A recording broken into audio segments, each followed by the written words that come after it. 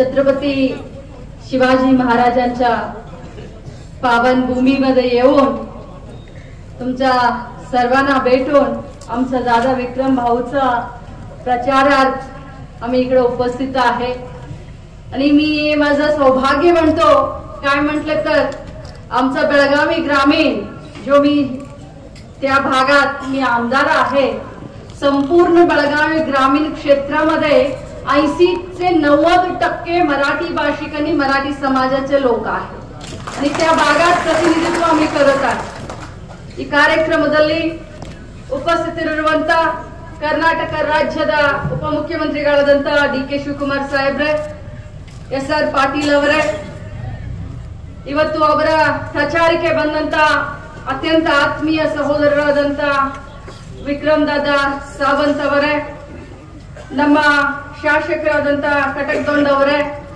ಅದೇ ರೀತಿ त्यांचा मी भाषण ऐकलो सरगर काय दमदार भाषण केलं तुम्ही अभिनंदन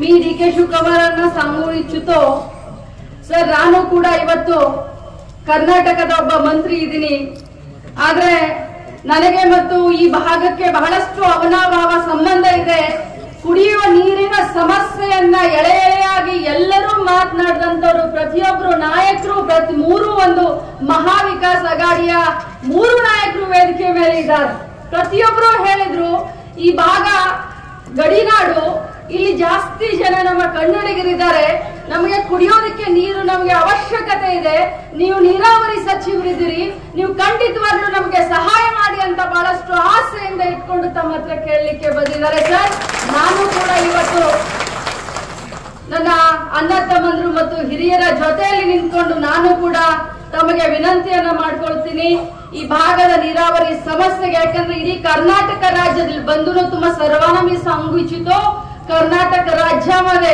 जो जो मोठा बंधारे आहे जो पाणीचं समस्या होतं ते सगळं समस्याचं समाधान आमचा डी.के. शिवकुमार साहेबांनी काढून दिलेलं आहे आणि माझ्या मतदार क्षेत्राला सुद्धा 900 कोटीचा मोठा एक तळ भरायची योजनाचा पण मला मदत केलेला आहे त्याबद्दल मी तुमचा सर्वांचा जो इच्छा आहे त्या मी त्यांना निवेदन केलेलं आहे की नक्की त्यांनी तुम्हाला मदत करणार आणि आम्ही सर्व मिळून तुम्हाला मदत करणार काय म्हटलं तर तुम्ही आमचं भारत देश एक आहे असं आम्ही म्हणत आहे तुम्हा सर्वांना जो पियाचं पाणीचा जो समस्या आहे येणाऱ्या काळामध्ये ते समस्या सुटवाच्या बद्दल विक्रम दादा आणि मी दोनों मिळून या समस्याचं समाधान आम्ही काढूया ಇವತ್ತು ಬಹಳ ಸಂತೋಷದಿಂದ ನಾನು ಈ ಪ್ರಚಾರಕ್ಕೆ ಬಂದಿದ್ದೇನೆ ನಮ್ಮ ಕರ್ನಾಟಕದಲ್ಲೂ ಕೂಡ ಮೊನ್ನೆ 13ನೇ ತಾರೀಕು 3 ಬೈ ಎಲೆಕ್ಷನ್ ಇತ್ತು ನಾವು ಪ್ರಚಾರದಲ್ಲಿ ಅಲ್ಲಿ ಬಿಸಿ ಇದ್ವಿ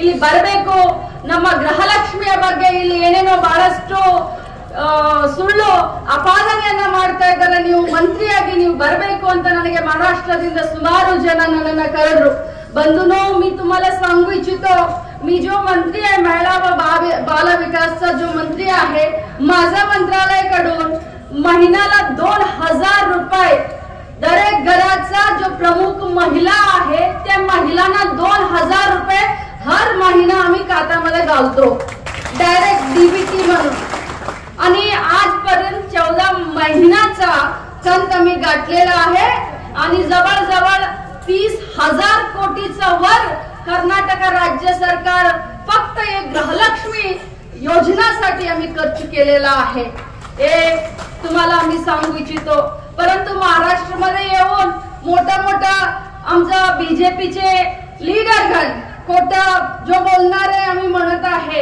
ಅವರೆಲ್ಲ ಸುಳ್ಳು ಪ್ರಚಾರವನ್ನ ಮಾಡಿದ್ದಾರೆ ನಾನು ಮೊನ್ನೆ ಒಂದು ಅಡ್ವರ್ಟೈಸ್ಮೆಂಟ್ ಅನ್ನು ಕೂಡ ನೋಡಿದ್ದೀನಿ ಗೃಹಲಕ್ಷ್ಮಿ ನಡೀತಾ ಇಲ್ಲ ಬಂದ್ झालेला आहे म्हणून परंतु मी कोल्हापूर महालक्ष्मीच्या शपथ खाऊन तुम्हाला सांगू इच्छितो 30,000 ಕೋಟಿಗಿಂತ ಜಾಸ್ತಿ ಹಣವನ್ನ ನಾವು ಕರ್ನಾಟಕದ ಮಹಿಳೆಯರಿಗೆ ಗೃಹಲಕ್ಷ್ಮಿ ಮುಖಾಂತರ ಹಾಕಿದೀವಿ ಇವತ್ತು ಮಹಾರಾಷ್ಟ್ರ ಸರ್ಕಾರ ಯಾವ ರೀತಿ ನಡೀತಾ ಇದೆ ದೇಶದ ದಿಕ್ಕು ಯಾವ ಕಡೆ ಹೋಗ್ತಾ ಇದೆ ಅಂತ ತಮಗೆಲ್ಲರಿಗೂ ಗೊತ್ತಿದೆ ಭಾವನೆच्या आडी जाऊ नका भावांनो, भावनेच्या आडी जाऊ नका. भावनेच्या आडी गेले तर यांनी काय म्हणते, यांनी म्हणतात बांटेंगे तो कटेंगे, परंतु बांटते कौन है, बंटवारा कौन कर रहे हैं. बंटवारा करेंगे स्वतःच्या स्वार्थासाठी, स्वतःच्या राजकीय स्वार्थासाठी यांनी करत आहे. तुम्ही भावनेच्या आडी जाऊ नका. तुमचा जो आहे विक्रम दादा तळागाळापर्यंत कार्यकर्त्याकडे पोहोचून चुकलेले माणूस आहे, हो की नाही. साधारण सिंपल ಒಬ್ಬ ಅತ್ಯುತ್ತಮ ತನ್ನ ಮತದಾರ ಕ್ಷೇತ್ರದ ಒಂದು ಶ್ರೇಯೋ ಅಭಿವೃದ್ಧಿಗೆ ಕುಡಿಯುವ ನೀರು ಅಂತಂದ್ರೆ ಪುಣ್ಯದ ಕೆಲಸ. ಅವರು ಏಕ್ದಮ್ಸೆ ಅವರು ಆಮದಾರ್ ಆಗ್ಲಿಲ್ಲ, ಅವರು ಜಿಲ್ಲಾ ಪಂಚಾಯತ್ ಸದಸ್ಯ ಆದ್ರು. ಒಮ್ಮೆ ಸೋತ್ರು ಕೂಡ, एक वेळ हारलेला आहे ना निवडणुकीमध्ये, तरी सुद्धा ह्यांनी तुमचा सगळ्यांचा संपर्क सोडलेला नाही. तुम्ही त्यांना निवडणुकीमध्ये हारलेला म्हणून तुमच्यावरती राग काढलेला नाही. तुमचा सर्वांचा घरी आले, संपर्क ठेवले आणि नंतर 30,000चा वर लीड घेऊन तुमचा आशीर्वाद घेऊन जिंकले. हो ना दादा, 37,000.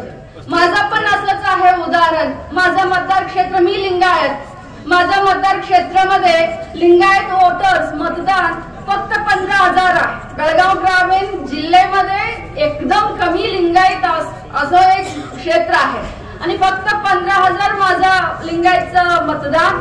आणि तुम्ही समजून घ्या 1,80,000 मराठी समाजाचं मतदान. आणि एक वेळ आम्ही पण निवडणुकीमध्ये फक्त 600 मतांना आम्ही निवडणुकीमध्ये हारलो.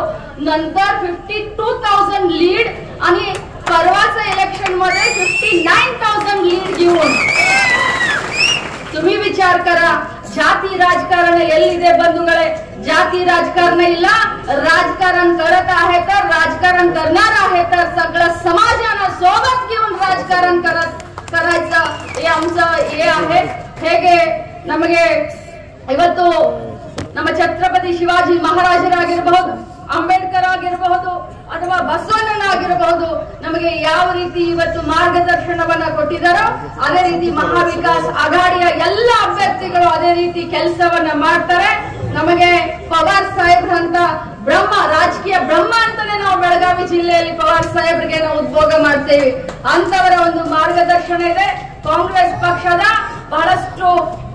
ಬಹಳಷ್ಟು ಅಚ್ಚುಕಟ್ಟಾದಂತ ಸಮಾಜಕ್ಕೆ ಕೊಡುವಂತ ಅನೇಕ ಕೊಡುಗೆಗಳು ಈ ಮಹಾರಾಷ್ಟ್ರಕ್ಕೆ ಮತ್ತು ದೇಶಕ್ಕೆ ಇದಾವೆ. ಬಂಧುಗಳೇ, ಇನ್ನೂ ನಾವು 3 ಕಡೆ ಇವತ್ತು प्रचारावरना ಮಾಡಬೇಕಾಗಿದೆ. मला माहिती आहे की तुम्ही आमचा डीसीएम साहेबांचा भाषण ऐकासाठी तुम्ही उत्सुक आहे. ನಾನು ಡಿ.ಕೆ. ಶಿವಕುಮಾರ್ ಸಾಹೇಬ್ರ ಒಂದು ಭಾಷಣ ಕೇಳಲಿಕ್ಕೆ ತಾವೆಲ್ಲರೂ ಬಹಳಷ್ಟು ಉತ್ಸುಕತೆಯಿಂದ ಕೂತಿದ್ದೀರಾ. ನಾನು ನನ್ನ ಮಾತನ್ನ ಮುಗಿಸ್ತೀನಿ. ವಿಕ್ರಮ್ ದಾದಾ ಅವರು ಗೆದ್ದ ಮೇಲೆ ಅವರ ವಿಜಯೋತ್ಸವದಲ್ಲಿ ಮತ್ತೆ ನಾನು ಬಂದು ತಮ್ಮ ಜೊತೆ ಭಾಗವಹಿಸ್ತೀನಿ. ತಮ್ಮೆಲ್ಲರ ಆಶೀರ್ವಾದ ವಿಕ್ರಮ್ ದಾದಾ ಮೇಲೆ ಇರ್ಲಿ. ಖಂಡಿತವಾಗ್ಲೂ ಅವರು ತಮ್ಮ ಕಷ್ಟ ಸುಖವನ್ನ ಸರ್ಕಾರದಲ್ಲಿ ತೋರಿಸುತ್ತಾ ತಮ್ಮ ಪೋಸ್ಟ್ ಮ್ಯಾನ್, ತಮ್ಮ ಮನೆಯ ಮಗನಾಗಿ, ತಮ್ಮ ಪೋಸ್ಟ್ ಮ್ಯಾನ್ ಆಗಿ ತಮ್ಮ ಸೇವೆಯನ್ನ ಮಾಡ್ತಾನೆ ಅಂತ ಹೇಳಿ ನನ್ನ ಮಾತನ್ನ ಮುಗಿಸ್ತೀನಿ. ಜೈ ಹಿಂದ್.